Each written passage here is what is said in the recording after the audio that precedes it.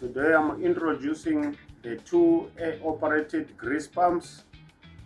The short one, as you can see, this one is for 18 to 30 kg grease drums. This one is for 30 to 50 grease drum. This is our 18 kg grease drum.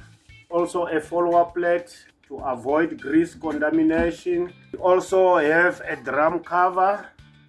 This is our air operated grease pump.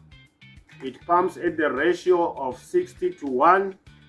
It goes through the drum cover and the follower plate till to the bottom of the drums. Then you have some fittings, the grease pipes that you will connect to the grease points where you want to grease your machinery or your equipment.